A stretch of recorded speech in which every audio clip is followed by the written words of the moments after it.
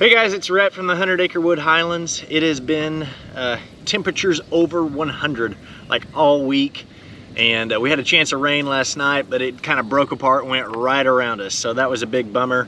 The cows over here in this pasture have been spending a lot of time in the pond. It's about 9 o'clock in the morning and they're already belly deep in this water. But we've been having to get all of our chores done real early. We're gonna go check Bernadette this morning. She's had the moo call on for close to a week now, and we got an alert last night that it was time to take that moo call off, give it a break, recharge, and we're gonna put it back on her later. But today, I wanna talk about the price of Highland cows in 2022, and we're gonna be looking at some of the numbers from the most recent American Highland Cattle Association regional auction. So if this is your first time finding us, you can look us up on Facebook and Instagram by searching 100 Acre Wood Highlands. Please subscribe to our channel. Let's check it out.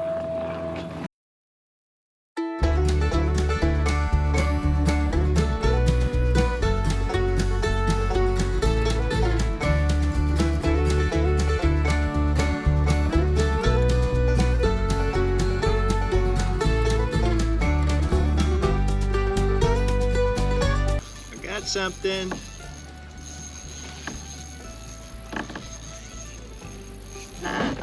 Come on, baby.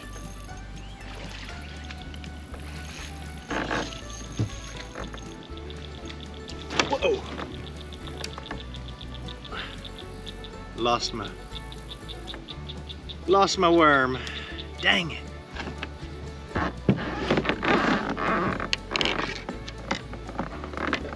bet that one was a catfish.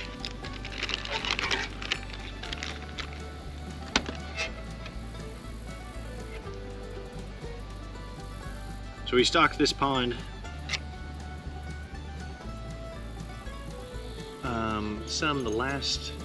not this year, but the past 2 years. The past 2 years we've been trying to stock this pond. When I was a kid, you could catch pretty good fish in it, but then it nearly went dry about 10 years ago, and nobody caught any fish for a long time. And then we went and bought about 100 of these 2 and 3 inch bass and released them, and also a bunch of 6 inch channel cat. There were some good channel cat in here because I've been catching a few 3 and 4 pound catfish the past couple of years. But the bass are finally now big enough where you can catch a good 1 or 2 pounder every now and then. And so I have been having a lot of fun every evening and a bunch of mornings coming out here with this little bitty rod, seeing what I can catch. Catching a big 4 pound catfish on a tiny little rod and reel meant for fishing trout is a pretty darn fun fight.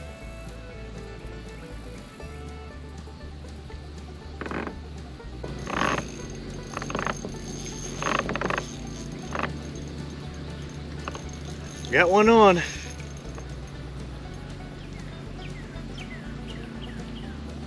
Feels like a decent one. Okay, I have to try to back up. Stuck in the moss.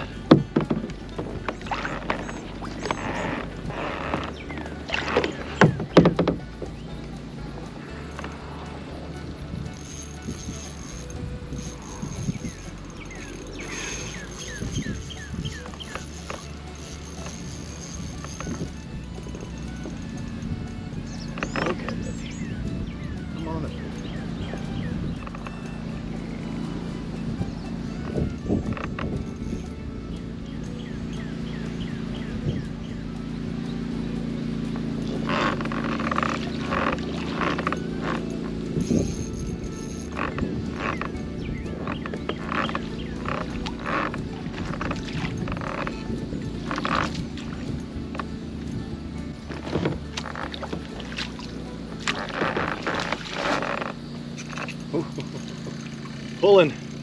Okay. It's a good sign.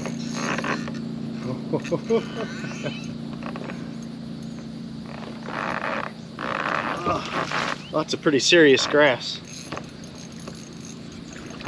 Oh, oh boy.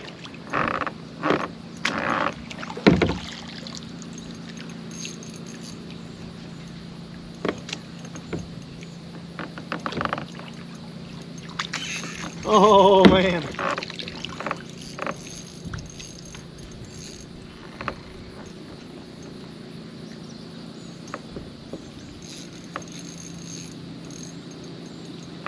I don't want to lose this one. Okay, back up a little bit. Back up a little bit. I can see it in the water right down here, but I can't grab the GoPro to move it. Oh my goodness. Sucker's got a tail on him.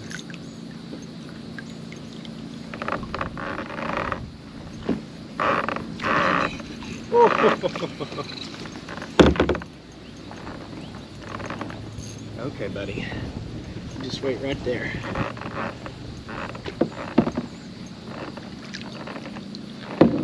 It's hard to fish in the wind and the moss.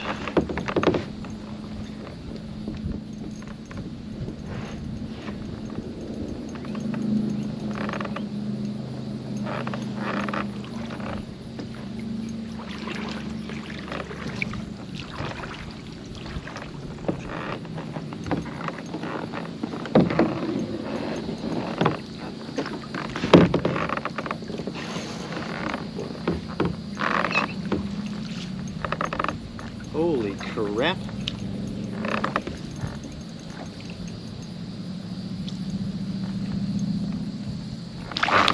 Ah, got him.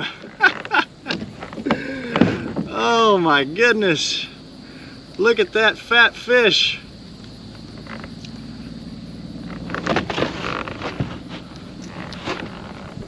Not bad. Good start to the day.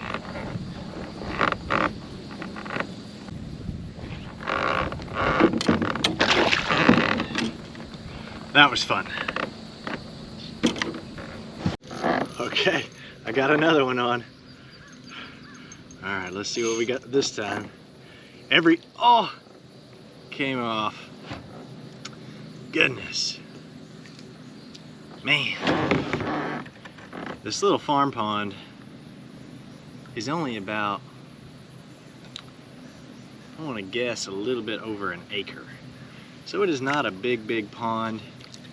And I don't think that there's really all that many great big fish. But man, I have been having a good time coming out in the mornings before I go to work, or in the evening when I come home and check on the cows. They kind of just keep the fishing pole with a few plastic worms and stuff in the back of the Ranger. That way when I come out here, got about 15-20 minutes to kill, I can come up to the bank and cast a few times. Usually have pretty decent luck catching something. Most of them are still about a pound or so. I'd really like to get one of those automatic fish feeders, but I don't really have a good place to set it because there's not a dock or anything. Ooh, oh, man. Not a dock or anything where I could set that up, and I think I'd have to build a pretty good cage around it or something, because I'm sure the cows would come find that and just help themselves to whatever is inside, just demolish it with their horns. But we've been coming out some evenings and casting out a little bit of that fish feed, and if you're real still, catfish will come up to the top and eat it. But we got a lot of turtles too that like to eat it, and a whole lot of little bluegill. Last year we had some pretty bad flooding. Well, really we had some pretty bad flooding this year, where the pond went over the spillway at the other end of the pond, where a bunch of the water just goes rushing around to a creek on the outside. It's just kind of when it floods, that's where it goes. And you know, I'm always afraid we're going to lose like a whole lot of fish or something, but I'm sure we lost some. But last year, I know when we had a bunch of flooding, we had a pond turnover, which is like where the oxygen in the pond gets messed up because of like a extreme amount of rainfall or runoff or something, and we lost probably, I don't know, I'm gonna guess somewhere close to like 75 fish, most of them bluegill, but there was a few dead catfish, a couple dead bass, and one big crappie. I've never ever caught a crappie out of here, but there was a dead crappie. So There's obviously crappie in here somewhere. I've always heard crappie in a bass pond are not a good thing because they'll just reproduce really fast and kind of overwhelm the pond, but it's kind of odd that I never caught one. Although I've never really tried very hard to catch crappie. They're in here somewhere.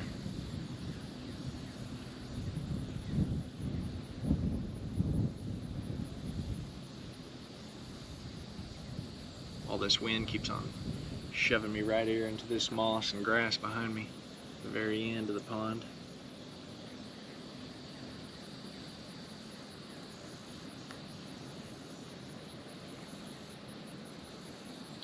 So the temperature yesterday got to like 105 degrees.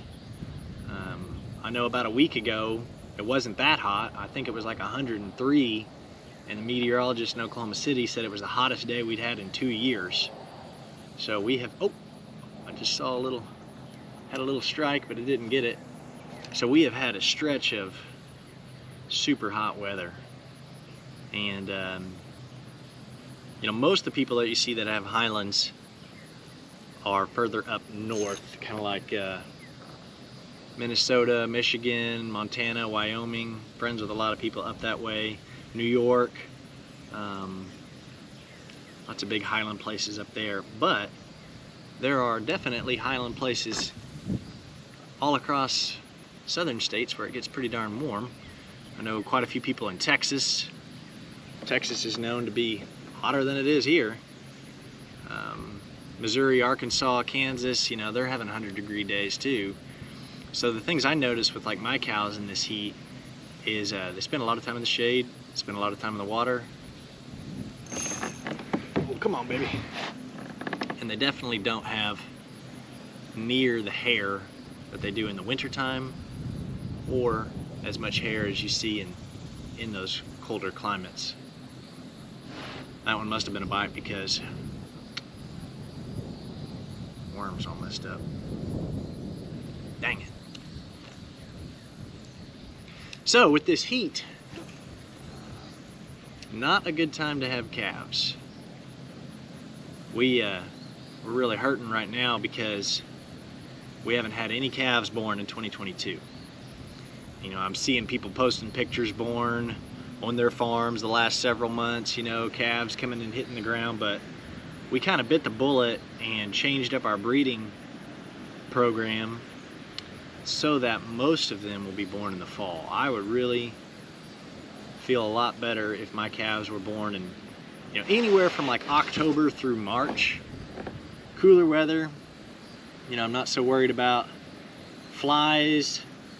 The bad deal about having it born there is that no green grass for mama. She's got her own protein requirements and needs, so we got to make sure that they've got plenty of hay and protein cubes and other things. So that's a downside.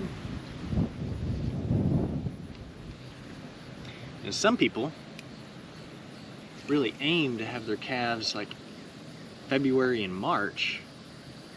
That way the green grass is coming real soon. But for me, I just want it born in a cooler time of the year. Bernadette, she's been in that pen for a week now. I think she is getting a little antsy.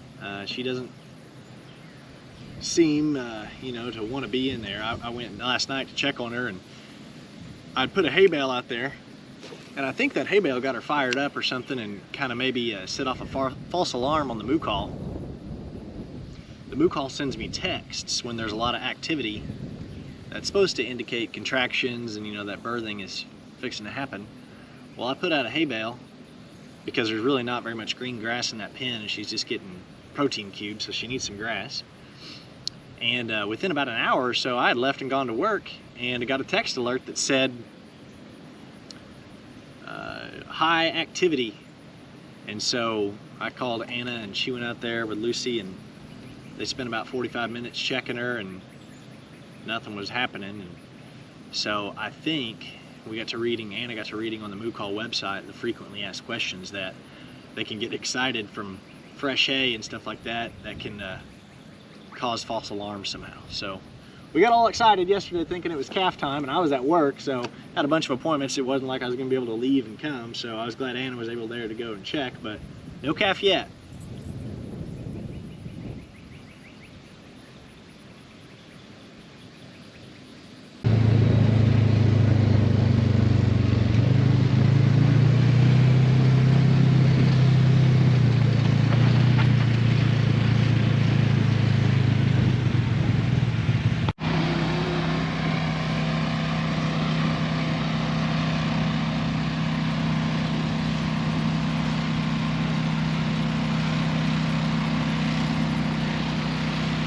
Fire across the street from the house put an end to my fishing.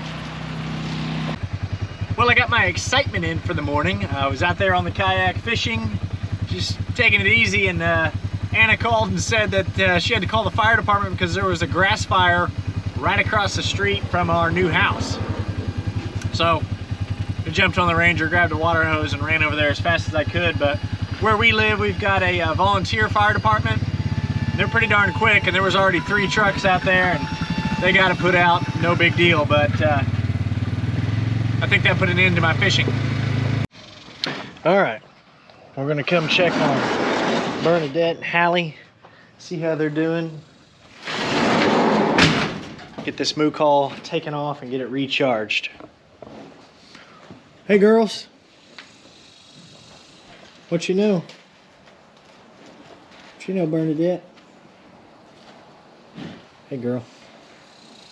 Hey, Hallie, baby.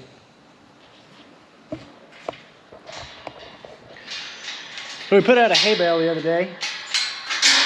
Give them a little extra to have to eat in here since there's not a lot of grass.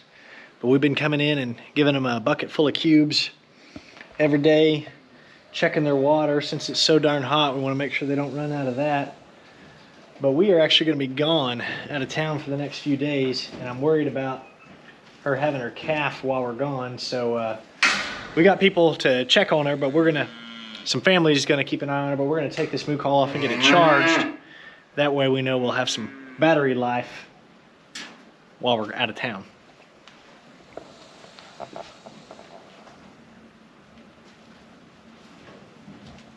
Hey, Hallie.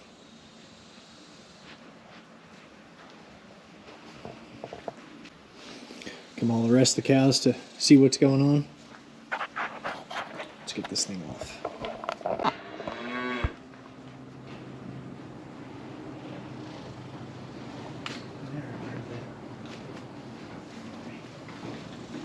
We'll take it off.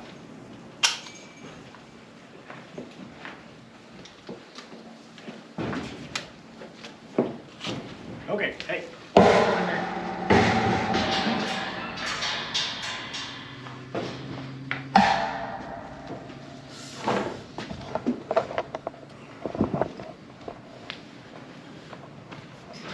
She just pushes her way right in where the barn, wherever she wants to go. Come on, get back out there. Your food's out there. Go, go, go. Come on. Come on, big girl. Come on, come on. Come on. So the North Central Highland Association has a sale periodically, and I think they do an excellent sale, and I like being able to get on there and look at the prices of those cows. And I've done a couple of different videos in the past of what Highlands go for. And that's always a hard number to predict because these prices have changed a lot since I first got some in 2019. Prices have kind of gone through the roof, just like everything else has. But I think I'm going to do a detailed video on the North Central's auction results here before long. But Bernadette's calf would end up being the first registerable animal born on our farm. So in the American Highland Cattle Association, their registration requires that both parents, both the dam and the sire, be registered animals in order for the calf to be registered. So when we bought her, she was pasture exposed to another registered bull.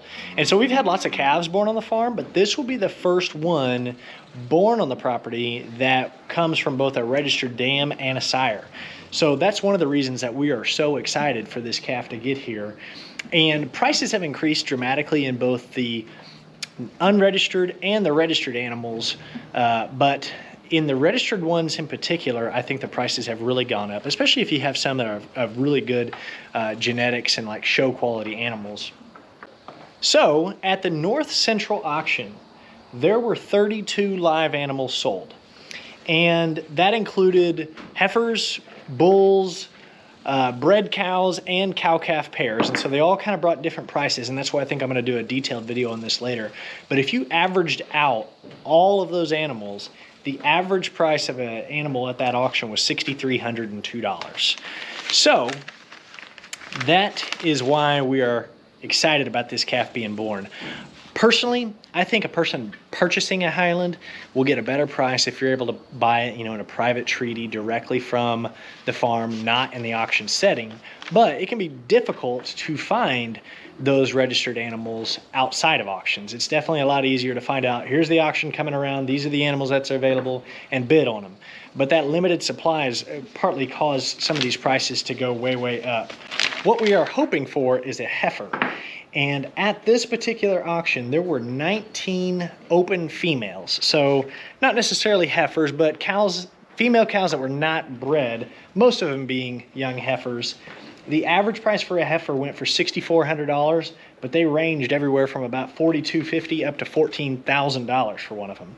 So want to keep special eye on Bernadette for when this calf is born, and hopefully we get an animal that we can get a good price for in the future.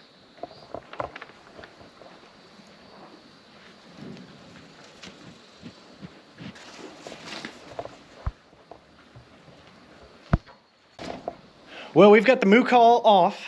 We're going to take it back to the house, clean it up, get it plugged in and charged up, so that way it'll be ready to go the next few days while we are gone. Caught a lot of nice fish this morning. That was a lot of fun, but temperatures are getting up there now, and I think it's about ready to call it a day. So thanks for watching. If you like this video, give us a thumbs up. Please subscribe to our channel. You can find us on Facebook and Instagram by searching 100 Acre Wood Highlands. Thanks for watching, and we'll see you on the next video.